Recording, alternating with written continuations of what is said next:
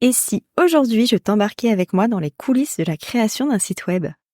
Hello, moi c'est Émilie, développeuse web chez Whitestag, agence web.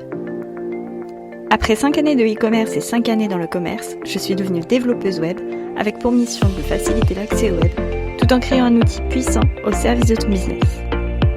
Si tu cherches des conseils et des astuces orientées web et entrepreneuriat, tu es au bon endroit. Prêt pour l'épisode du jour? C'est parti!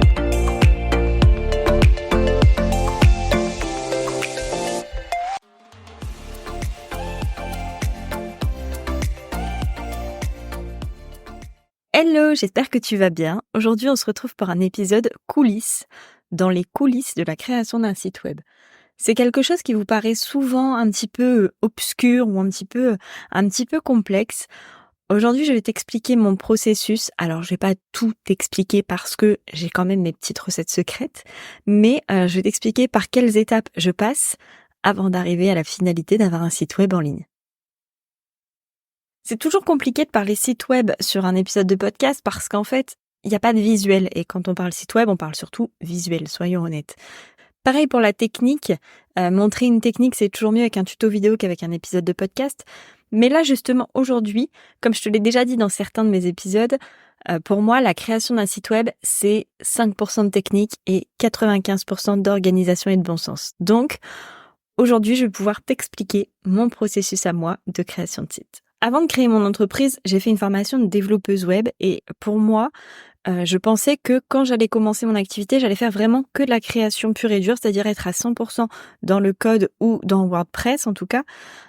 Et au final, je me suis très rapidement rendu compte que c'était pas du tout ça. Et c'est même pour ça qu'au départ, je me considérais pas comme développeuse web chez Whitestag, mais plutôt comme chef de projet digital parce que c'était surtout beaucoup d'organisation et de préparation. Et finalement, un peu d'utilisation technique avec des recherches un petit peu différentes de ce que j'avais l'habitude de faire parce que moi je sais faire, mais le but c'était que les clients à qui je vais confier finalement leur site web à la fin de ma mission puissent aussi simplement le faire et le refaire ou en tout cas entretenir leur site. Mais au départ, j'avais vraiment cette idée de me dire que j'allais faire que de la technique, ce qui est complètement faux. Alors moi je relève 4 grandes phases dans lesquelles il y a plein de petites sous-phases, mais dans lesquelles je rentrerai pas forcément parce que c'est un petit peu ma recette secrète. Mais les 4 grandes phases, on va pouvoir les établir et explorer un petit peu comment ça se passe. La première phase, c'est pour moi la plus grosse phase et la plus importante, c'est la session brainstorming. Pourquoi c'est la plus importante? Parce qu'en fait, c'est vraiment les bases de la création de ton site web. C'est comme les fondations d'une maison, c'est-à-dire que sans ça, tout le reste sera bancal. Dans cette session de brainstorming, en fait, c'est un petit peu un vidage de cerveau. On pose un peu tout ce qui nous vient en tête, que ce soit sur notre entreprise ou sur nous-mêmes, parce que on sait qu'on va aussi devoir parler de nous-mêmes. À un moment donné, dans la création du site, on va devoir parler de nous, notamment sur la page à propos. On va devoir parler de nos services, on va devoir parler de notre expérience, on va devoir parler de notre vision du métier, de notre métier. Donc là, cette première phase dans la session brainstorming, c'est vraiment le vidage de cerveau. Ensuite vient la deuxième partie de cette session brainstorming, c'est la compréhension. C'est-à-dire que moi, je me mets toujours à la place du visiteur d'un site web et je pars d'une neutralité quasi au ras des pâquerettes. C'est-à-dire que dans mon idée à moi, si moi je ne comprends pas ce que mon client m'a expliqué, alors le visiteur ne le comprendra pas plus. Moi, je pars du principe qu'on n'est pas tous experts dans un domaine, qu'il y a des domaines qui nous sont complètement inconnus et sur lesquels on aimerait s'intéresser, on aimerait en savoir plus, mais qui nous font parfois un peu peur. Et donc, je pars du principe que on part de zéro, vraiment de zéro, et on explique pas à pas, et ensuite on explique pas à pas, même si des fois tu auras l'impression que c'est un peu bête parce que toi tu sais que c'est comme ça, c'est pas forcément logique pour tout le monde.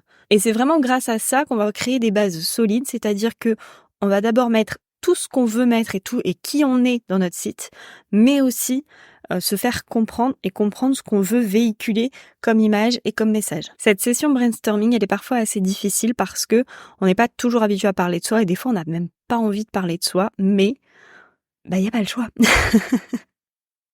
Note que pour cette partie, il faut vraiment que tu sois le plus sincère possible parce que il faut pas oublier que quelque part, ton client idéal, c'est l'ancien toi, c'est le toi d'avant et que si ton client idéal se reconnaît en toi, il y a beaucoup plus de chances pour que ça fonctionne et que tu le convertisses en client. La deuxième grande étape, c'est le maquettage. Alors là, on est à mi-chemin entre la session brainstorming et le début de la création du site, la sortie de terre du site, si on peut dire ça comme ça. On va poser des éléments, on va poser des couleurs, on va poser des polices, on va organiser le contenu d'une certaine façon et voir si ça nous convient. Entre ce qu'on a vu en brainstorming, les idées de ce qui nous plaît, de ce qui nous plaît pas et finalement ce qui sera vraiment notre site, il y a parfois un gros gap. Des fois, tu peux aimer quelque chose sur le site de quelqu'un, te dire c'est génial, c'est trop bien, et le voir sur ton site et te dire finalement, ça me plaît pas tant que ça, ou alors je l'aurais pas fait comme ça, ou alors j'aurais mis ça plus petit, ou je l'aurais mis ailleurs, ou bref, tu l'adaptes à tes goûts à toi et à tes besoins à toi. Et c'est aussi en ça que c'est très intéressant et très important cette session de maquettage, c'est parce que tu vas passer de l'étape du projet à quelque chose de beaucoup plus concret en voyant finalement ce qui va être ton site. C'est comme quand tu vois ta maison, tu te l'imagines comme ça dans ta tête et quand tu vois les plans, ou je sais pas si tu as déjà fait refaire par exemple la décoration d'une de tes pièces, entre ce que tu montres à ton décorateur ou ta décoratrice et finalement voir comment ça sera adapté chez toi, il y a parfois un gros gap. Tu t'attendais pas forcément à ça, parfois c'est mieux, parfois c'est moins bien, mais il te faut un temps pour t'approprier tout ça.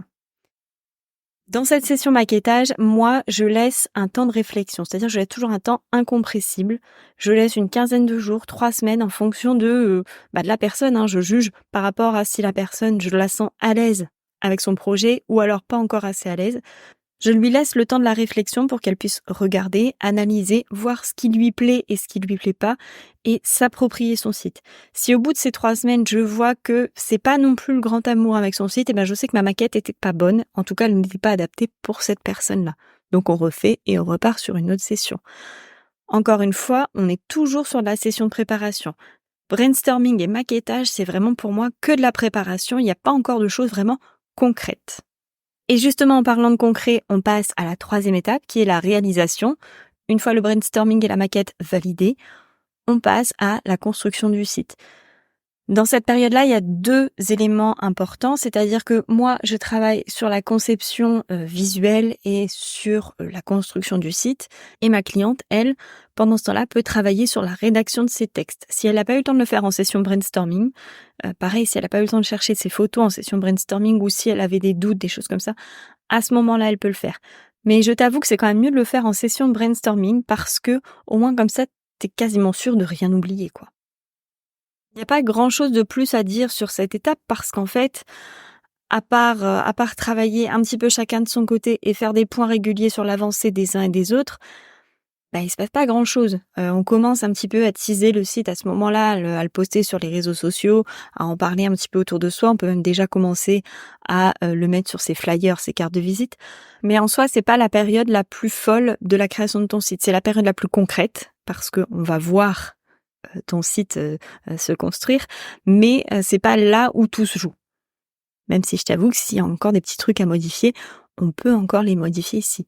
Mais c'est pas le moment de changer complètement ta maquette ou ton orientation de projet. Et enfin, la dernière étape, une fois qu'on a brainstormé ton site, qu'on l'a maquetté, qu'on l'a construit et qu'on a intégré les textes, c'est la phase de finalisation. Alors, je vais pas te dévoiler concrètement tout ce que je fais en phase de finalisation. C'est un petit peu là où se joue ma recette secrète. Mais à ce moment-là, ma cliente n'a plus rien à faire, si ce n'est à la limite de parler de son site, de commencer à le teaser. Et moi, je peaufine les derniers petits détails en back-office. C'est-à-dire que ma cliente, à ce moment-là, je ne lui demande plus de venir en rendez-vous ou je ne lui demande plus de me fournir des textes, des photos, des choses comme ça. À ce moment-là, elle est parfaitement libre. Elle a juste à attendre que son site sorte. En fonction de qui réalise ton site, bien sûr, les étapes, elles pourront être différentes, elles pourront être découpées différemment ou placées à des moments différents, prendre plus ou moins de temps. Enfin bref, ça, c'est vraiment au cas par cas. De la même façon que chez moi, ces étapes, même si elles sont toujours dans le même ordre, les temps entre chacune peuvent varier. Je m'adapte vraiment à ce que ma cliente veut et je ressens le besoin aussi de ma cliente. Si je sens qu'une personne est prête et qu'elle veut son site là, maintenant, tout de suite, forcément, les étapes vont aller plus vite. Au contraire, si je sens qu'il y a une petite réticence, que la cliente n'est pas encore prête, à assumer son site, à assumer de se montrer, je préfère qu'on prenne un petit peu plus le temps et que au moment de la sortie de son site, elle soit prête à en parler, prête à le montrer, plutôt que de garder son site dans les cartons. Avant de se quitter, j'ai un petit jeu pour toi sur le site de Weinstein. Ça s'adresse surtout à toi si tu n'as pas de site web. C'est une sorte de chasse aux œufs de Pâques, alors un petit peu à retardement, version Weinstein, c'est-à-dire que tu ne dois pas chercher des œufs, mais des petits cerfs. Tu dois chercher un petit cerf caché dans des feuillages et en cliquant sur l'image du petit cerf caché, eh bien tu pourras télécharger gratuitement ton plan d'action Projet 30-30. C'est un plan d'action en 30 jours, 30 minutes par jour, qui va t'aider à créer ton site web WordPress. Et cerise sur le gâteau, c'est complètement gratuit.